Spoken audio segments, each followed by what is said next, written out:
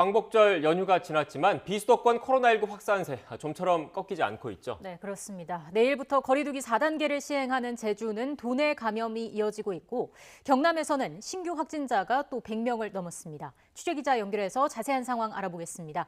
오태인 기자.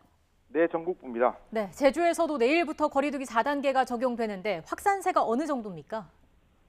네, 어제 하루 제주도 확진자는 37명입니다. 다른 지역 유입 감염이나 해외 입국자가 아닌 제주도 내 감염이 계속되고 있습니다. 감염 비율도 70% 가까이로 크게 늘었는데요. 학원 관련 확진이 이어지면서 누적 확진자가 40명으로 집계됐습니다. 학원 관련 확진자는 접촉자까지 바이러스가 번졌는데요. 지난 13일 첫 확진자가 나온 뒤 지난 14일 4명, 15일 28명, 어제 7명이 추가 확진됐습니다.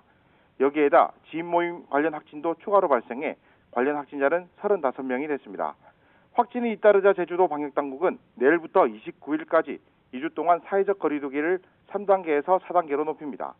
식당과 카페는 오후 6시부터 2명만 함께 이용할 수 있고 밤 10시 이후에는 포장과 배달만 가능합니다.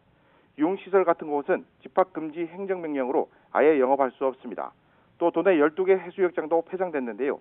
제주도는 관광객이 많이 찾는 곳인 만큼 도민뿐 아니라 관광객들의 혼란도 커질 것으로 보입니다. 네, 오태인 기자. 경남 지역은 광복절 연휴 영향으로 검사자 수는 줄었는데 확진자 수는 크게 줄지 않았다고요? 네, 해외 유입을 제외한 어제 기준 경남 확진자는 103명입니다. 창원 38명, 김해 14명, 진주 13명 등 세 곳에서 많은 확진자가 나왔는데요. 검사 인원이 줄어든 연휴임에도 확진자가 많은 겁니다. 일주일 전인 지난 10일 검사자 수가 6,600여 명에 확진자가 139명이었습니다.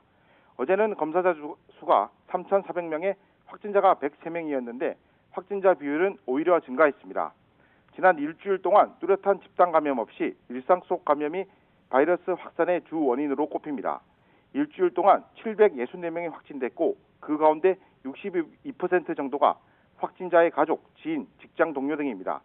지난 4일에 하루 확진자가 100명을 넘어서 15일까지 단 하루도 100명 아래로 떨어지지 않았던 부산은 주춤한 모습입니다.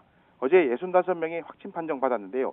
하지만 부산도 검사 건수가 줄어든 만큼 안심하기는 일입니다. 방역당국은 연휴를 휴가지에서 보낸 주민에게 진단검사를 독려했습니다. 또 직장 내 감염이 확산하는 사례가 많은 만큼 일터 복귀 전에 발열 등 증상을 확인해달라고 당부했습니다. 지금까지 전국부에서 YTN 오태인입니다.